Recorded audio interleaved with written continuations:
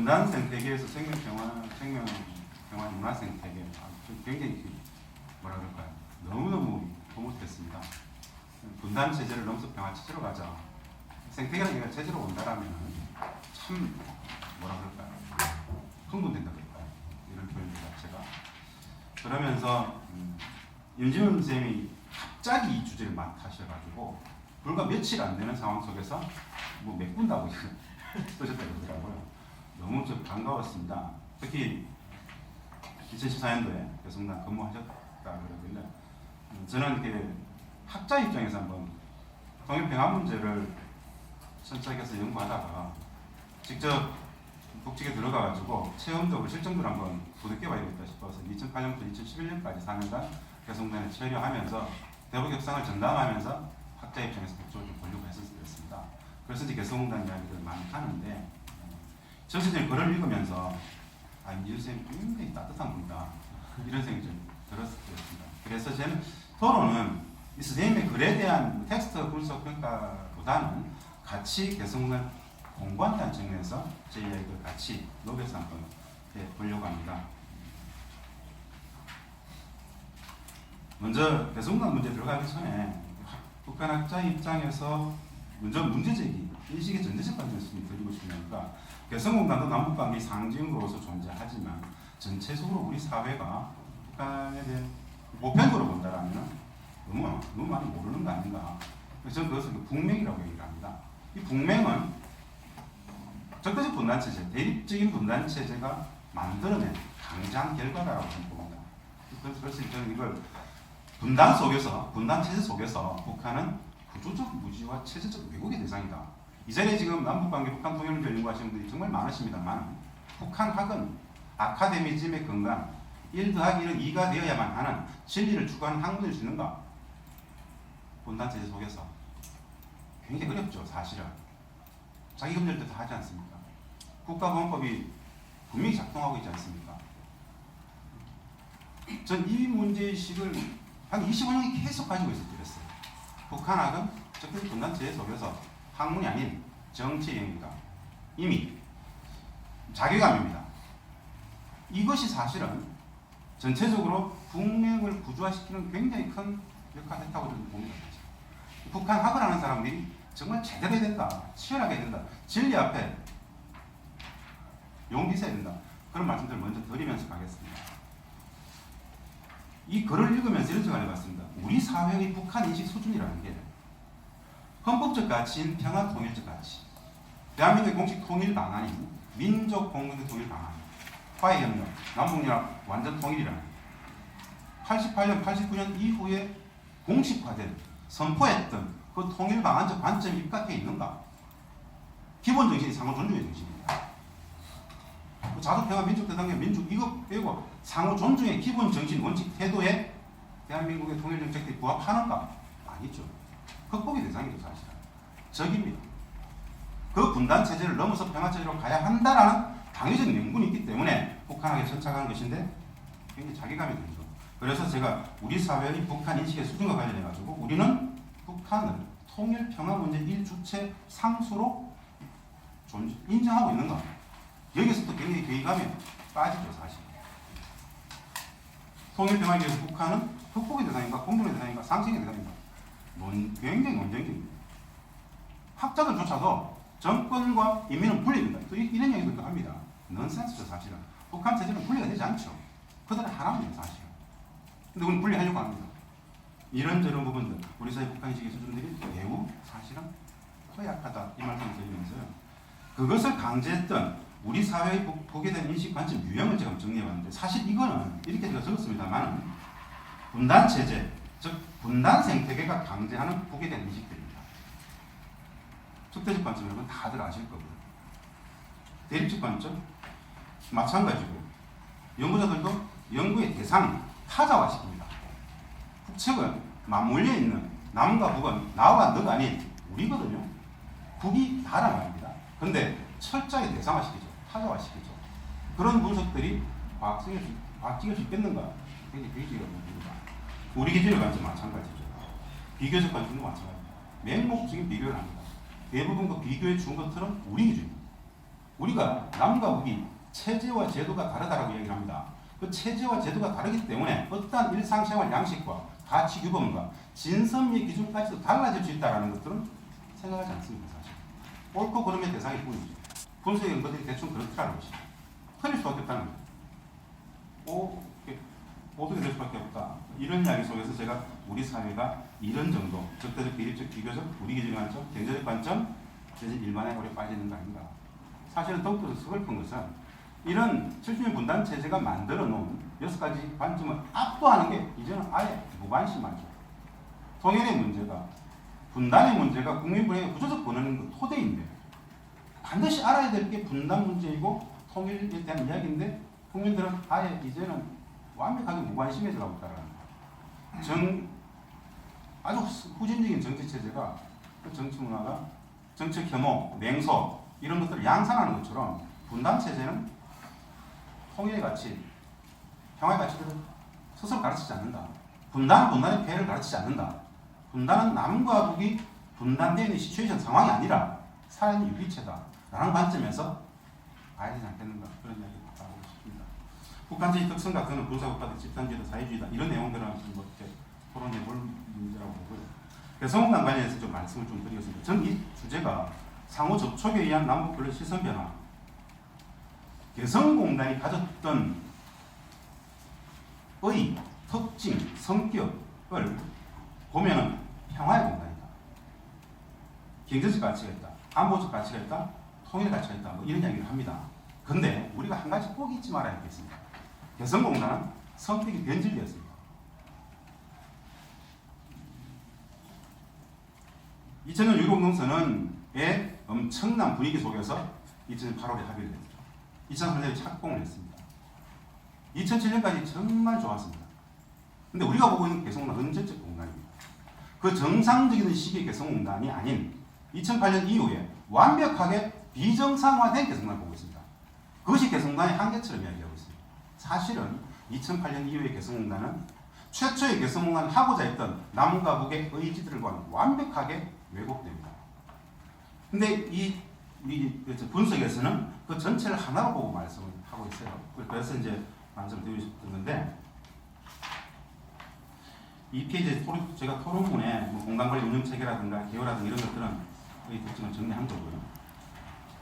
3일 제가 이렇게 썼습니다. 개성공단의 성격 변화. 이게 개성공단이 어떻게 비정상화됐는가에 대한 명확한 인식이 필요합니다. 누구도 지적하지 않습니다. 사실은. 제가 2008년 1월부터 2011년 말까지 4년간 근무했습니다. 개성공단을 남과 북이 최초에 합의하고 개성공 지구부를 만들고 협상하고 하던 시절에는 한반도 평화체의 담당관으로서 청와대에서 그 협상을 계속 지켜보고 있었고 직접 2008년부터 들어가가지고 개성공단에서 발생하는 여러 많은 현안들을 직접 북측과 협상을 해야 되는데 제가 이 표에 개성공단 성격 변화의 동학이라고 지금 적어놓은 거지 않습니까? 이게 딱 그 시기 이야기입니다. 뭐냐면은 2008년 이후에 우리는 솔직하게 북측에다가 이렇게 했습니다. 우리는 협상에서 제가 했던 이야기입니다. 6.15 14를 부정한다. 언론은 어떻게 썼습니까? 우리는 한 번도 부정한 적이 없다고 이야기하죠. 사실 부정했어. 2007년 12월에 개성공단 관련된 여러 많은 합의가 있습니다. 그거 2008년 2월에 다 부정해버렸습니다. 남북 당국관계 비정상화로 제가 썼죠. 여기에 이게 다 포함이 됩니다. 국민들은 모르죠. 모를 수밖에 없습니다. 개성공단이 비정상화가 되는데 쭉 비정상화가 됩니다. 근데 북측의 입장에서는 최초에 개성공단 하기로 했던 당시에 합의문들 다 갖고 옵니다. 어떻게 하려니까. 당장 2008년 2월이면 2단계 250만 평 이미 청약이 다 끝나 있었습니다. 250만 평 착공이 들어가야 돼요. 말도 못 꺼내는 상황이죠. 다 부정되는 과정 속에서. 이 비정상적으로 내팽개쳐지는 과정 속에서 가장 큰 불이익을 받는 것은 직접 들어가 있었던 기업들입니다. 그래서 북측은 공단 정상화를 촉구하죠. 공단 정상화를 촉구하는 협상을 하자고 합니다. 협상장에 나갈 수가 없어요. 왜? 협상에 나가지 말아야 됩니까? 회피죠. 계속 협상에 나오라고 그래요. 무시죠. 이 상황은 사실은 굉장히 좀 비참하죠. 개성난 어떻게 버려졌던가. 사실은 개성난을 연구하시는 분들은 좀 압니다. 2008년 상반기 때 우리 정부 당국은, 통일부는 우리가 개성공단을 닫았을 경우에 발생할 수 있는 경제사회에 여러 많은 악영향이 어떤 것이 있을 것인지에 대해서 엄청난 그에게 금액을 들여서 용역을 줬었어요. 왜 잘 돌아가는 공단을 닫힐 수 있음을 상정하고 용역을 줬겠습니까? 닫고 싶었던 거죠, 사실. 사실 닫고 싶었던 것이죠. 그런 것들이 결국 타국으로 가게 됩니다.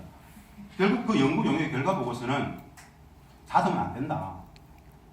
그 역사적 책임을 누가 다질래? 이명박 정부로 낙인 찍을 것이다. 책임을 물을 것이다. 안 된다. 차라리 최선의 선택은 동결하는 게 좋겠다. 그래서 2008년 상반기 그 상황에서 딱 동결해 버린 겁니다. 추가 투자, 신경 투자. 우리는 2010년 5.24 조치 때문에 개성공단이 동결됐다고 다들 알고 있습니다만은 실질적으로 개성공단은 2008년 상반기 수준에서 내부 정책적으로 모든 게 동결되죠, 사실은. 2014년, 15년 개성공단을 바라봤던 그 모든 개성공단의 현실적인 건물 형태들은 2008년 상반기 모습과 똑같습니다. 기숙사 문제, 타가서 문제. 사실은 2003년 착공하고 2004년 가동하면서 개성공 지구법이 있고 밑에 세칙이 있고 준칙이 있고 참으로 많은 것들을 법제화를 계속 해나가는 과정 속에서 2008년부터 그 법제화의 과제들을 전부 협상을 하는 구성해 버립니다. 그 비정상적인 상황을 내팽개쳐버렸던 거예요. 그 속에서 기업들이 알아서 해결해야 됩니다. 알아서. 사실은 그 정부 당국이 당국으로서 법제화라든가 채칙이라든가 준칙이라든가 만들어가지고 그 간극 차이들을 최소화시킬 수 있는 노력들을 했었어야 되는데 그 전체를 다 부정했다는 거예요. 이거는 개성공단이 분단체제 심화의 과정 속에서 가동됐다는 얘기죠. 그래서 분석을 한다라면 2008년 기점이랑 이전과 이후를 나눠가지고 공단을 볼 필요가 있다. 그래서 제가 개성의 성격 변화를 해가지고 도표를 만들어 봤습니다. 이 도표는 2013년도에 6개월 동안 문을 닫을 때 제 나름대로 이미 개성공단 선택이 완벽히 변질되었다라는 관점에서 그림을 그렸던 겁니다. 이 그림을 본다는 말입니다. 남북관계 평화적 정상화 시기 때는 개성공단은 평화의 공단, 안보의 공단, 경제의 공단, 통일의 공단이었습니다. 근데 이후가 되면은 평화니, 통일이니, 안보니 다 없어요. 한 가지 아주 소극적 의미의 경제적 관점만 수용되는 공단이었다. 그렇게 봅니다. 이 두 시기를 구분하지 않고 개성공단에 여러 많은 것들을 분석하는 게 조금 한계가 있을 수 있다 싶어서 이 정도 말씀드리고요. 시간이 좀 많이 된 것 같은데 이 주제와 상호 접촉에 의한 남한권 근로자의 시선 변화와 관련돼서 연결될 수 있는 사례 두 가지만 말씀을 드리고 제 토론을 마치려고 합니다. 만나면 통일이가 맞습니다. 소통은 통일입니다. 오해가 이해로 되어지는데 시간이 많이 걸리지 않습니다. 만나면 저는 사실은 통일이라는 것은 상호 존중해 주시면 충분하다. 방법은 바른 북한이 이해는 된다. 아무것도 아니다.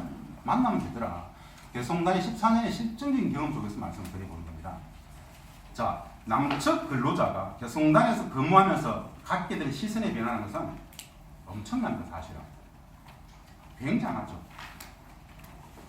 개성공단에 근무하는 남측 근로자들 사례를 이렇게 들어보면 어떻겠습니까?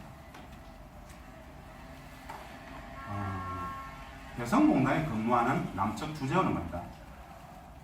집에 있는 자기 아내를 개성공단의 본질적 가치와 실질적 의미와 관련해서 자기 아내를 설득을 시킵니다.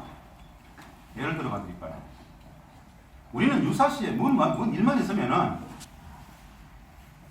현재 김관일 안보실장이 이명박 씨에 그랬단 말입니다. 유사시에 개성공단 남측 근로자들이 인질이 될 수 있다. 그걸 상정하고 한미 특수부대를 투입해가지고 군사 훈련도 하고 했지 않습니까?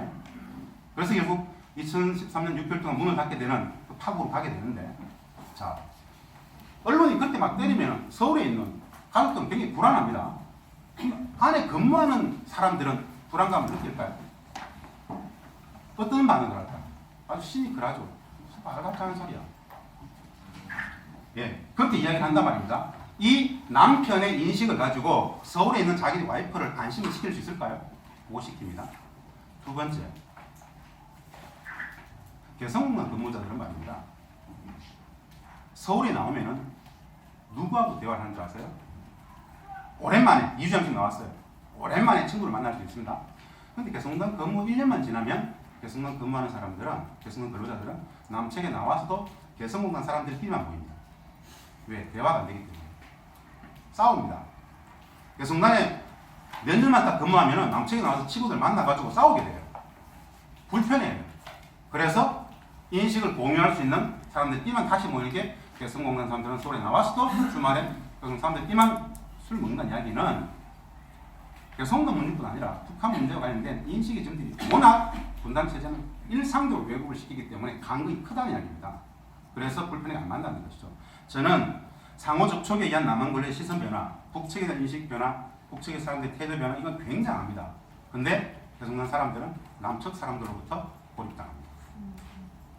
이게 정상적인 공간으로 간다라면, 확산된다라면 어마무시한 역할을 할 수 있을 것이다 라는 정도에서 제 토론을 마치겠습니다.